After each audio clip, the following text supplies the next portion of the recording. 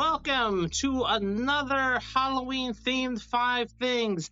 On this episode, people are going to be pissed off. I'm just warning you right now because we're going over 5 horror movies that people love that we hate. So here's the thing. I think that Anthony Hopkins is a really good actor to fall asleep to. Oh, Wow. no, you didn't. All right. No, he is. Good Yes, night, everybody. I did. He is Good a night, good. everybody. No, Anthony. Be one of those ones that you come back in 10 years and probably like. It follows. It's like Smile. How many years has it already been? It's That movie's like not Smile. even like brand new. So It's like no, it's Smile. not. It just has No, sex it is in it. not. Oh my! I don't care if it has sex in it. That's not the point. The whole point is that's how you pass the fucking entity is through sex.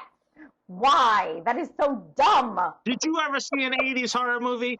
Do you ever see Yes. Jason? You have sex, you die. It's not, But not that way. Just because you broke the rules, it's not the same. There are rules. I can appreciate that.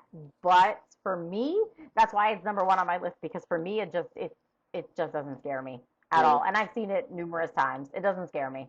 You could be wrong. Dave, you can lift your chin up, Dave. You were raised Catholic. You were a fucking altar boy. So It's okay that you're wrong, right? It's okay that you're I'm wrong. not wrong.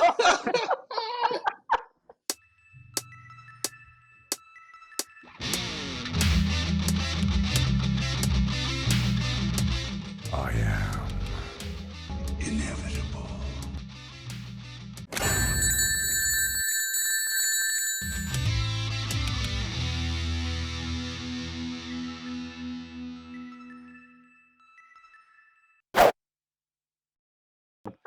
So for Dave, for Jen, and for all you fans that love Nerdbox so much, especially because of this movie, I absolutely hate it with a passion of 1,000 burning suns. And that is Scream 6. I hate it. I absolutely hate it. Wow. Look, they are just stunned. You see that? No, I'm not stunned because that one's not my favorite. So The reason why, and I'm going to explain this, the reason why I hate it so much is because when Scream 5 came out, I was like, cool. It's a little good spin, like a remake of Scream 1, even though I hated the reveal because I was like, here we go again. And they were meta about it. Like I said, I told Dave this a million times when they're like, we know people are disappointed, but this is what's best for the movie. I was like, right? But when you're saying that you're going to revolutionize Scream for the modern day and you make part 6 exactly like part 2, I'm done. I'm over it because that makes me think you're just going to copy and paste for Scream 7 and Scream 8. It doesn't do it for me.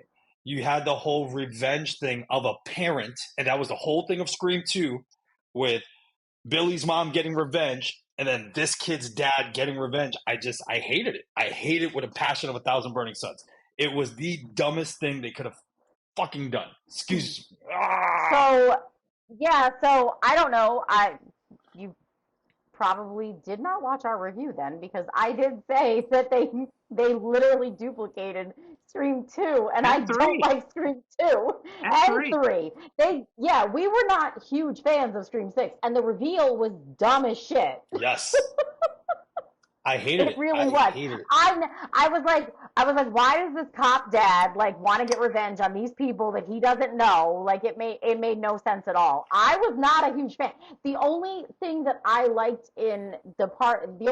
liked in Scream 6 was I liked the whole thing of the 2 idiots trying to be the copycats, and then they got killed in the beginning. Oh yeah, that was great. I love the opener. The opener was great. I love the opening. The opening reeled me in, and then I was like, okay, I don't understand. First of all, we figured out who the killers were. It was so easy. Mm-hmm. Yeah. And then no, you didn't piss us off, Danny, because that wasn't our favorite. Oh, good. Because listen, I know there might be fans that disagree with me, but I'm telling you, and especially this. Oh, there will be, yeah. Especially this. I get it. You're supposed to pass the torch, right? But if you're gonna kill Dewey, but you leave what's her breath alive, I was over it. Fucking Gail. I was like, fucking Gail, man. I was like, wait. You killed Dewey.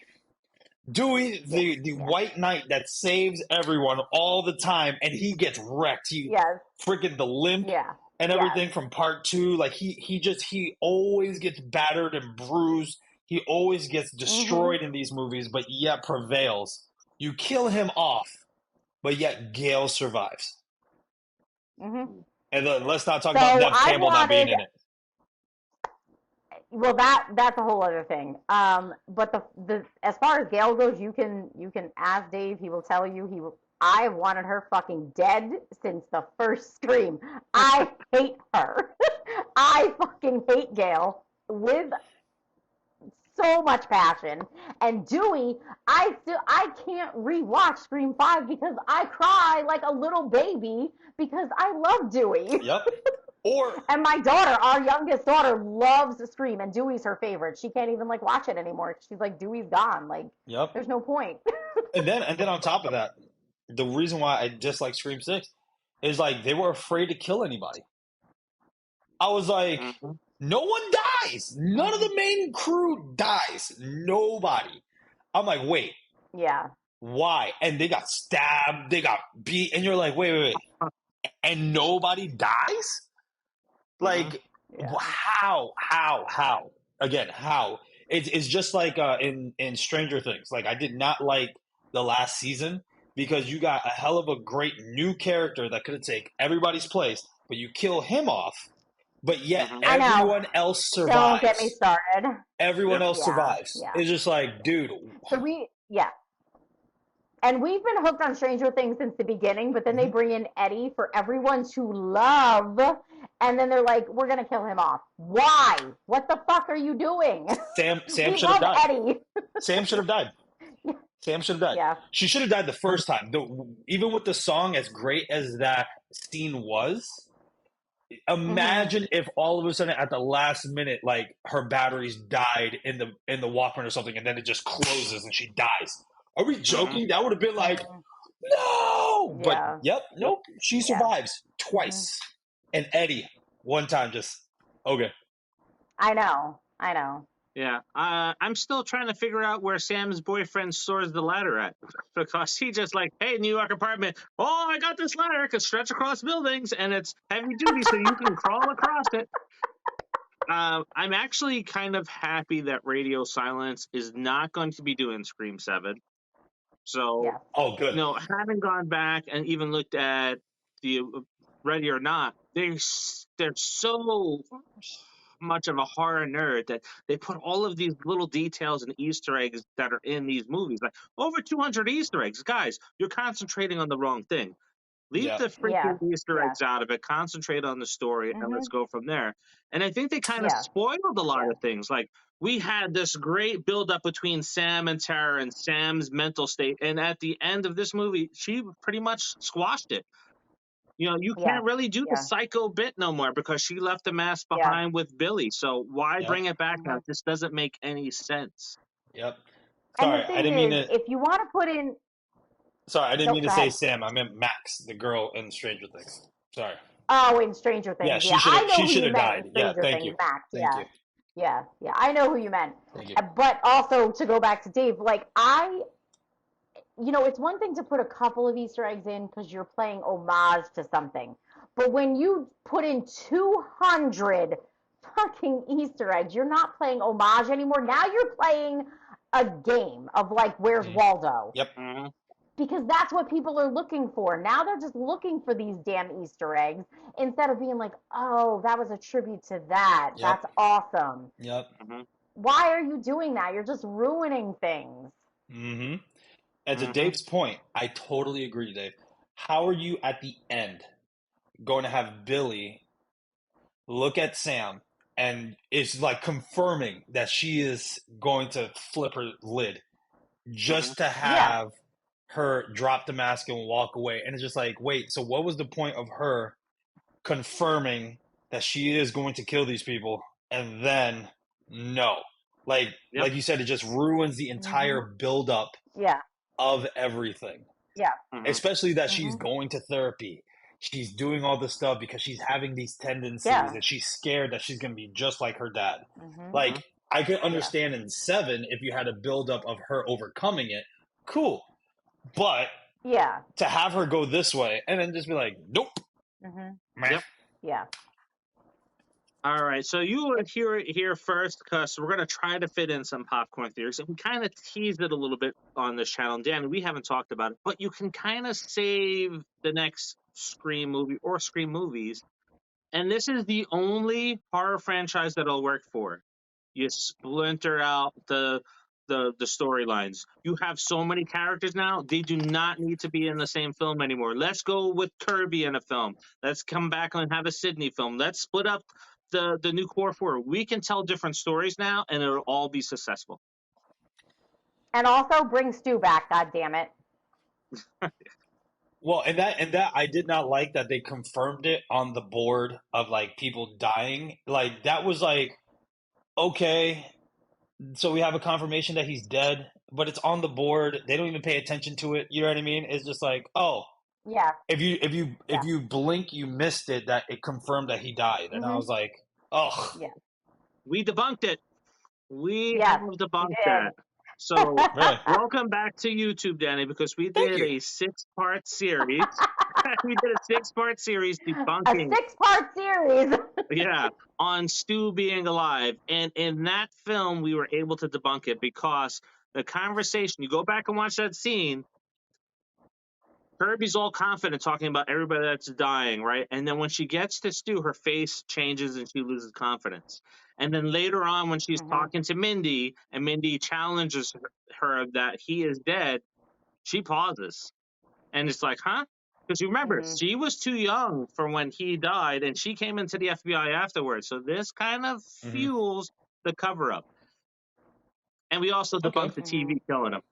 So, yeah, that's not happening. Yeah, I remember that. Me and you, we talked about that on here on the channel. I remember you pulled up all the stats of people actually dying from the damn TV.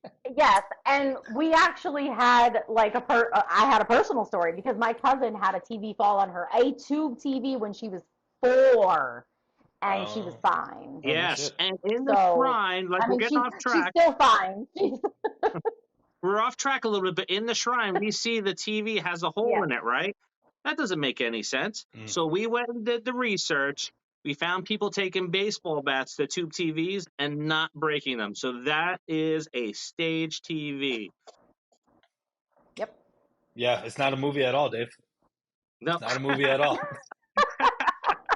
Just, cracks. Yeah, it's not a movie at all, huh? That's funny. It's just that those tubes will not break that easy, like at all. When the TV fell on my cousin, the tube didn't break. Yeah. Didn't break. Yeah. They're very hard to break. I think we're all They're in not denial. like TVs now. But we're not. It's the Stu train. You got to get on it. But I mean, like literally, Owen's newer TV, he threw his wallet and hit the screen and the whole fucking thing like spider web. So way different. Yeah, definitely way different. That's funny. Yes. All right, let's get back on track. These are the times that try men's souls. Police believe that O.J. Simpson is in that car. Any requests? Oh, hi there, Fright Fiend. There's one near you. Can you explain what internet is? The In the Search of Darkness 80s trilogy is complete. But as we all know, horror never dies. The early 90s represented an exciting, challenging, and evolutionary period for horror filmmaking. Showtime! Are you ready? In Search of Darkness 1990 to 1994 will dive into this era and analysis, deconstruct, recontextualize, and reframe this decade in horror. Through Nerdbox, through the end of 31 Days of Halloween, you will get 10% off of 3 packages by clicking on the link that is in the description.